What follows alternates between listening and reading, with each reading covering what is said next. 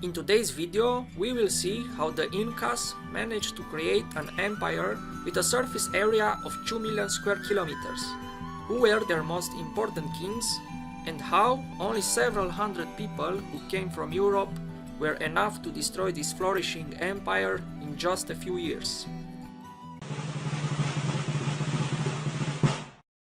The Inca Empire, also known as the Incan Empire, was the largest empire in pre-Columbian America, and possibly the largest empire in the world in the early 16th century. Its political and administrative structure was the most sophisticated found among native peoples in the Americas. Its official language was Quechua. Many local forms of worship persisted in the empire, most of them concerning local sacred huacas, but the Inca leadership encouraged the sun worship of Inti, their sun god, and imposed its sovereignty above other cults such as that of Pachamama. The Incas considered their king, the Sapa Inca, to be the son of the sun. The term Inca means ruler or lord in Quechua and was used to refer to the ruling class or the ruling family. The Incas were a very small percentage of the total population of the empire, probably numbering only 15,000 to 40,000, but ruling a population of around 10 million persons. The Spanish adopted the term as an ethnic term, referring to all subjects of the empire, rather than simply the ruling class. As such, the name Imperio Inca referred to the nation that they encountered and subsequently conquered. The Incas lacked the use of wheeled vehicles. They lacked animals to ride and draft animals that could pull wagons and plows. Incas lacked the knowledge of iron and steel. Above all, they lacked a system of writing. Despite these supposed handicaps, the Incas were still able to construct one of the greatest imperial states in human history. Notable features of the Inca Empire include its monumental architecture, especially stonework, extensive road network reaching all corners of the empire, finely woven textiles, use of knotted strings known as quipu for record keeping and communication, agricultural innovations in a difficult environment, and the organization and management fostered or imposed on its people and their labor. The Inca Empire functioned largely without money and without markets. Instead, exchange of goods and services was based on a reciprocity between individuals and among individuals, groups, and Inca rulers. Taxes consisted of a labor obligation of a person to the empire. The Inca rulers reciprocated by granting access to land and goods and providing food and drink in celebratory feasts to their subjects. The Inca people were a pastoral tribe in the Cusco area around the 12th century. Under the leadership of Manco Capac, the Inca formed the small city-state Kingdom of Cusco.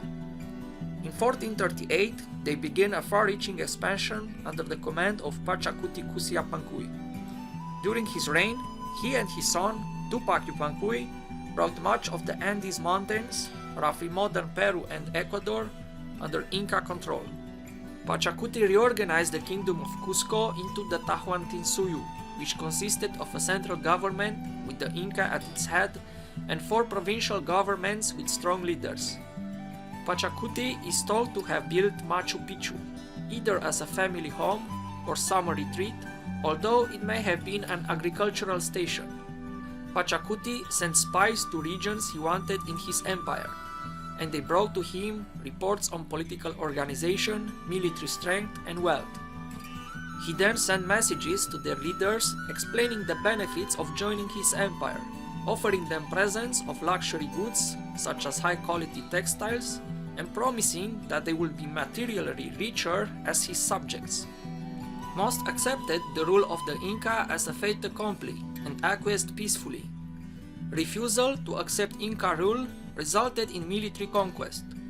Following conquest, the local rulers were executed. The rulers' children were brought to Cusco to learn about Inca administration systems, then returned to rule their native lands. This allowed the Inca to indoctrinate them into the Inca nobility and, with luck, marry their daughters into families at various corners of the empire. Pachacuti's son, Tupac Inca Yupanqui, began conquests to the north in 1463 and continued them as Inca ruler after Pachacuti's death in 1471. Tupac Inca's most important conquest was the kingdom of Chimor, the Inca's only serious rival for the Peruvian coast. Tupac Inca's empire stretched north into modern-day Ecuador and Colombia. Tupac Inca's son, Huayna Capac, added a small portion of land to the north in modern-day Ecuador and in parts of Peru. At its height, the Inca Empire included Peru and Bolivia, most of what is now Ecuador and a large portion of what is today Chile, north of the Maule River. The advance south halted after the Battle of the Maule, where they met determined resistance from the Mapuche. The empire's push into the Amazon basin, near the Chinchipe River, was stopped by the Shah in 1527. The empire extended into corners of Argentina and Colombia. However, most of the southern portion of the Inca Empire, the portion denominated as Quasuyu, was located in the Altiplano. The Inca Empire was an amalgamation of languages, cultures, and peoples. The components of the empire were not all uniformly loyal, nor were the local cultures all fully integrated. The Inca Empire as a whole had an economy based on exchange and taxation of luxury goods and labor. Spanish conquistadors led by Francisco Pizarro and his brothers explored south from what is today Panama, reaching Inca territory by 1526. It was clear that they had reached a wealthy land with prospects of great treasure, and after another expedition in 1529, Pizarro traveled to Spain and received royal approval to conquer the region and be its viceroy. When they returned to Peru in 1532, a war of brothers between the sons of Huayna Capac, Huáscar and Atahualpa, and unrest among newly conquered territories weakened the empire. Perhaps more importantly, smallpox had spread from Central America. Pizarro did not have a formidable force. With just 168 men, 1 cannon, and 27 horses, he often talked his way out of potential confrontations that could have easily wiped out his party. Along with tactical and material superiority, the Spaniards acquired tens of thousands of native allies who sought to end the Inca control of their territories. Their first engagement was the Battle of Puna, near present-day Guayaquil, Ecuador, on the Pacific coast. Pizarro then founded the city of Piura in July 1532. Hernando de Soto was sent inland to explore the interior and returned with an invitation to meet the Inca, Atahualpa, who had defeated his brother in the Civil War and was resting at Cajamarca with his army of 80,000 troops. Pizarro and some of his men, most notably a friar named Vicente de Valverde, met with the Inca, who had brought only a small retinue. Through an interpreter, Friar Vicente read the Requerimiento that demanded that he and his empire accept the rule of King Charles I of Spain and convert to Christianity. Because of the language barrier and perhaps poor interpretation, Atahualpa became somewhat puzzled by the friar's description of Christian faith and was said to have not fully understood the envoy's intentions. After Atahualpa attempted further inquiry into the doctrines of the Christian faith, the Spanish became frustrated and impatient. They attacked the Inca's retinue and captured Atahualpa as hostage. Atahualpa offered the Spaniards enough gold to fill the room he was imprisoned in, and twice that amount of silver. The Inca fulfilled this ransom, but Pizarro deceived them, refusing to release the Inca afterwards. During Atahualpa's imprisonment, Huáscar was assassinated elsewhere. The Spaniards maintained that this was at Atahualpa's orders. This was used as one of the charges against Atahualpa when the Spaniards finally executed him in August 1533. The Spanish installed Atahualpa's brother, Manco Inca Yupanqui, in power.